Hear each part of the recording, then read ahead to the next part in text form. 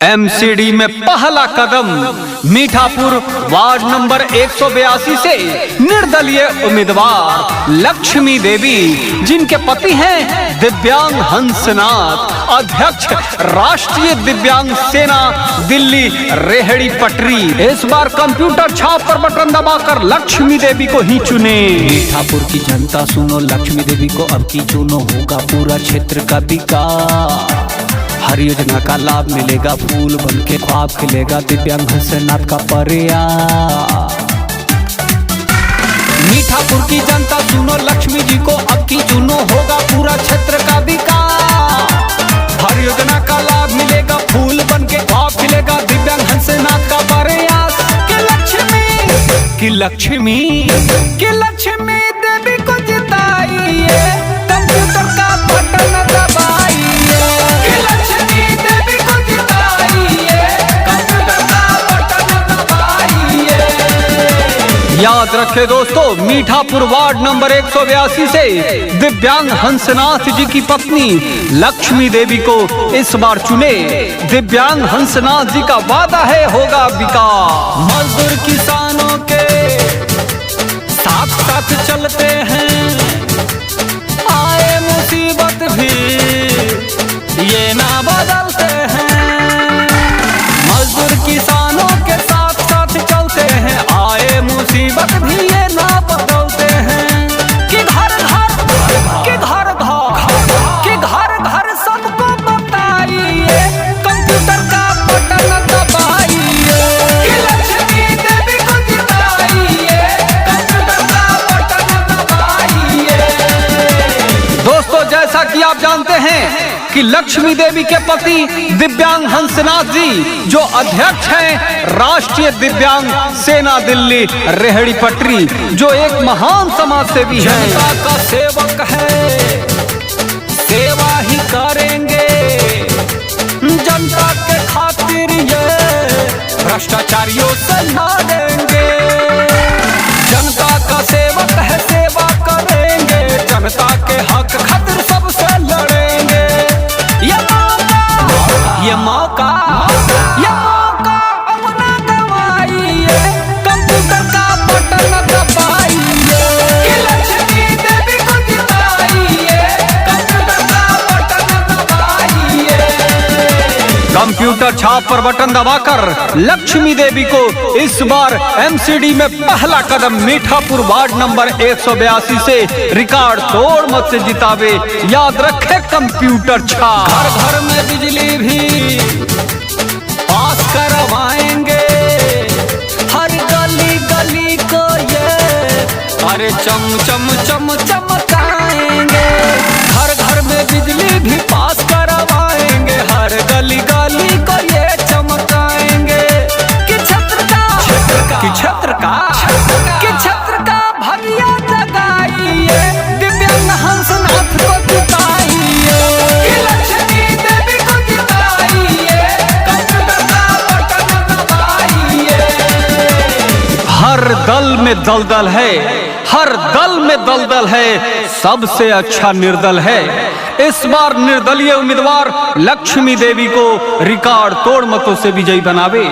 लक्ष्मी देवी की जीत एक विकास, एक विश्वास की जीत होगी। लक्ष्मी देवी की जीत आप सभी मतदाता मालिकों की जीत होगी। लक्ष्मी देवी की जीत एक महान समाज सेवी की जीत होगी।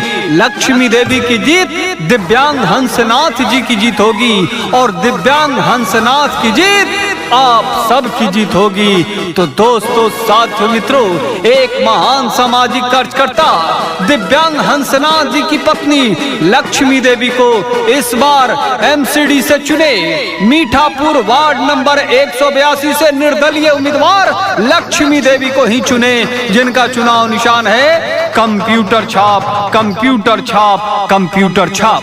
दोस्तों, आप जानते हैं कि दिव्यांग हंसनाथ जी एक बहुत ही सामाजिक कार्यकर्ता हैं। समाज के हर अच्छे कार्यों में सबसे आगे रहते हैं। दिव्यांग हंसनाथ जी का वादा है कि अगर हमारी पत्नी लक्ष्मी देवी जीत जाएंगी तो सरकार से आने वाली हर योजनाओं का लाभ सीधे सीधे अपने मतदाता को दिलाऊंगा। ये मेरा वादा नहीं, ये विकास होगा। बस कंप्यूटर छाप पर बटन दबाकर एक बार सेवा करने का मौका दे। लक्ष्मी देवी को चुने जिनका निशान है कंप्यूटर छाप।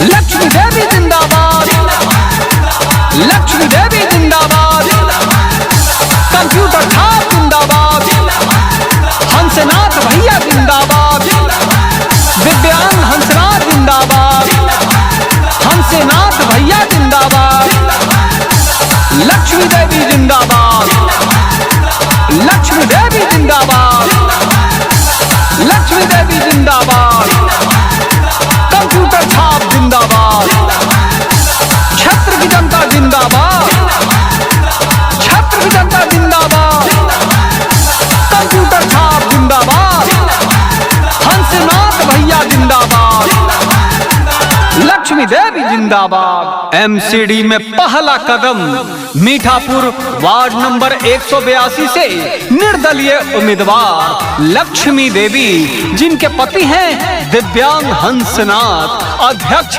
राष्ट्रीय दिव्यांग सेना दिल्ली रेहड़ी पटरी। इस बार कंप्यूटर छाप पर बटन दबाकर लक्ष्मी देवी को ही चुने। मीठापुर की जनता सुनो, लक्ष्मी देवी को अब की चुनो, होगा पूरा क्षेत्र का विकास। हर योजना का लाभ मिलेगा, फूल बन के ख्वाब खिलेगा दिव्यांग हंसनाथ का प्रयास।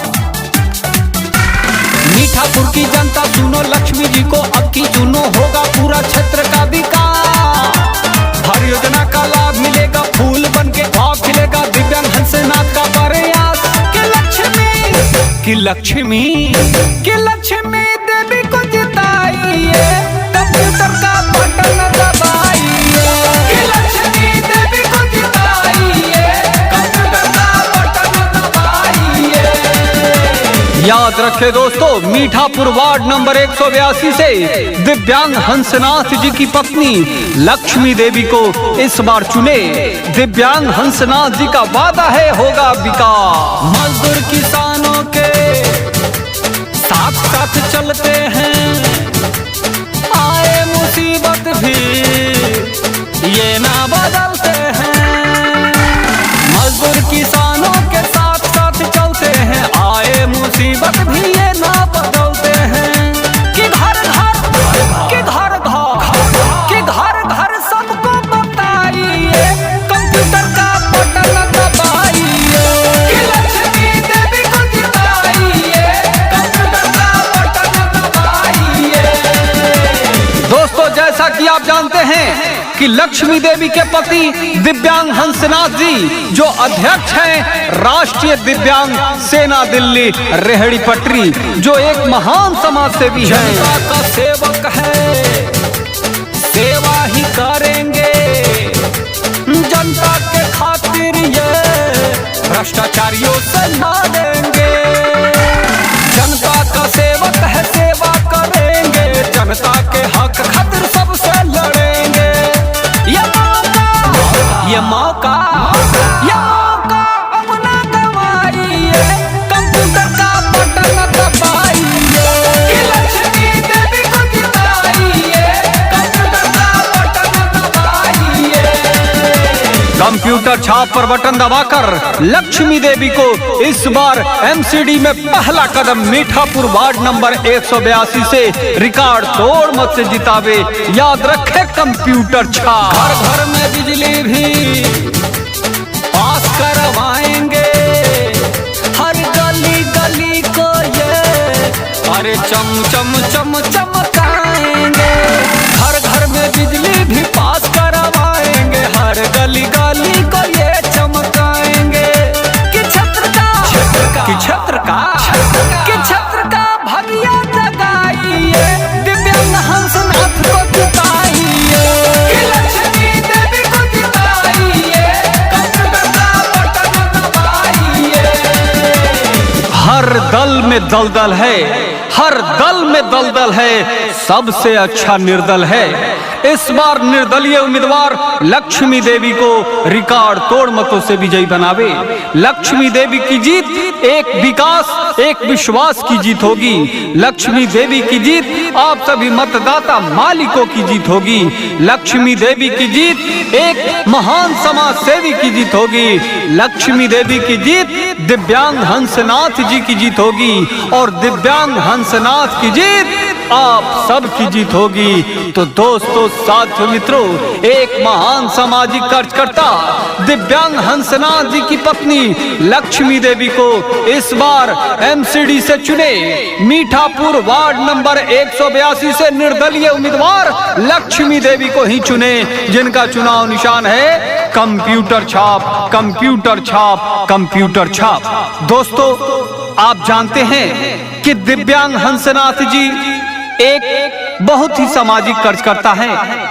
समाज के हर अच्छे कार्यों में सबसे आगे रहते हैं। दिव्यांग हंसनाथ जी का वादा है कि अगर हमारी पत्नी लक्ष्मी देवी जीत जाएंगी तो सरकार से आने वाली हर योजनाओं का लाभ सीधे सीधे अपने मतदाता को दिलाऊंगा। ये मेरा वादा नहीं, ये विकास होगा। बस कंप्यूटर छाप पर बटन दबाकर एक बार सेवा करने का मौका दे। लक्ष्मी देवी को चुने, जिनका निशान है कंप्यूटर छाप।